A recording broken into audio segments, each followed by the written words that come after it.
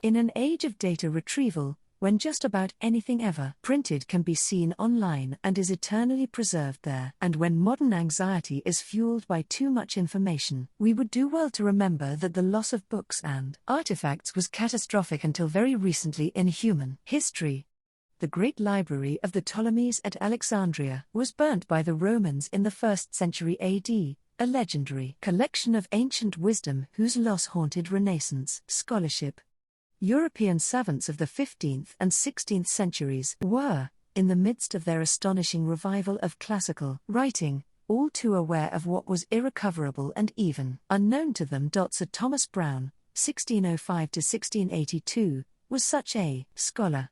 His vast expertise in areas as diverse as embryology, anatomy, ornithology, ancient history and literature, etymology, local archaeology, and pharmacy, and his participation in the Baconian program to rescue learning from the misapprehensions and erasures that had accumulated since the fall of man, made him especially sensitive to such losses. Musam Clausim, a small tract, both playful and melancholy, seems to coalesce early modern feelings about the unavailability of precious intellectual treasure. Musam Clausim, the hidden library, is a fake catalogue of a collection that contained books, pictures, and artifacts. Such collections, and their elaborate indices, were a common phenomenon from about 1500 to 1700 and after.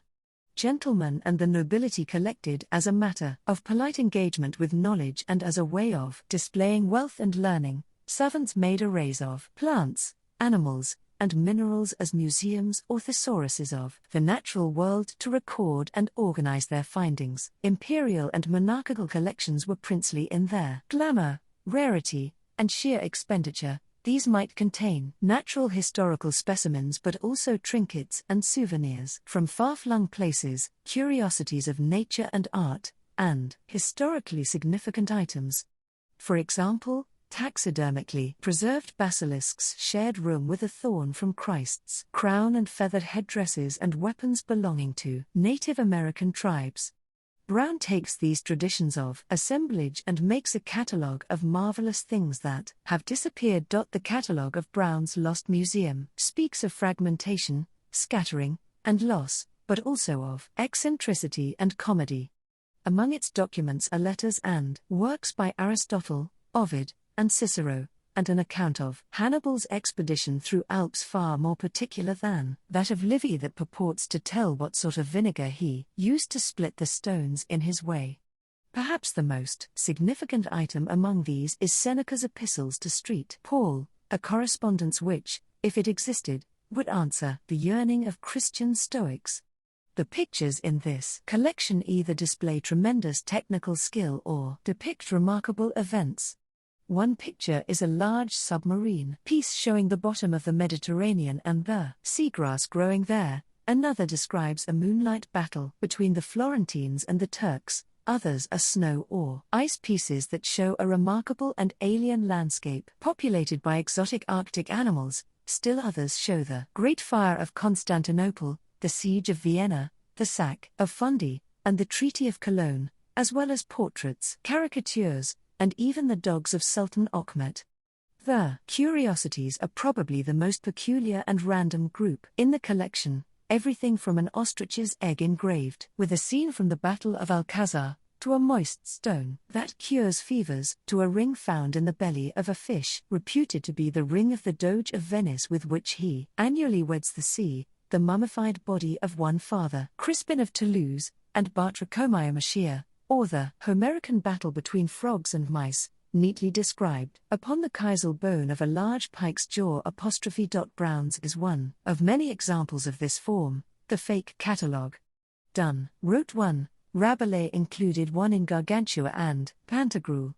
More typically such works were outright spoofs of learned curiosity, send-ups of random assemblages that John Evelyn judged to be no more than indigested chaos. But Browne, although he recognizes the absurdity of some of his own items and is obviously trying for comic effect with certain ones, is probably more interested in a philosophy of antiquities, of the past and of existing knowledge as resurrected and preserved from the ravages of time and forgetfulness.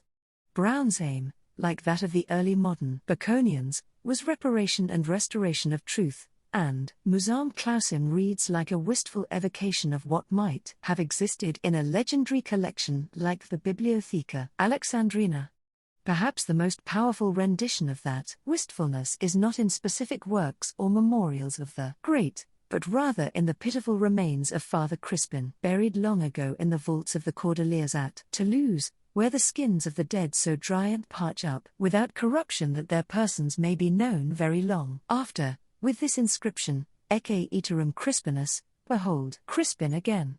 The otherwise anonymous Father Crispin, an unremarkable monk whose name is his only chronicle, is immortalized by the strange atmosphere of the vault rather than for any accomplishment or quality. His survival as a physiognomy that can be known very long after is merely a scientific phenomenon, not an intended memorial to an individual.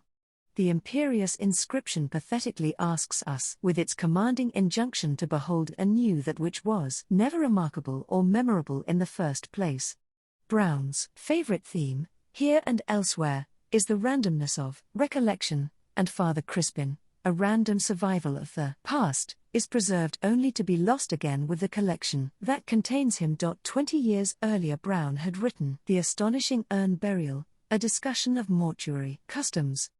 There he asked why it should be that we have record of the epitaph of Hadrian's horse but not of Hadrian himself, or whether the best men are even remembered, or whether there be not more remarkable persons forgot than any that stand remembered in the known account of time? That abiding sense of so much forgotten, so little still recalled, animated Brown and other early modern savants who were conducting a salvage operation for intellectual recovery.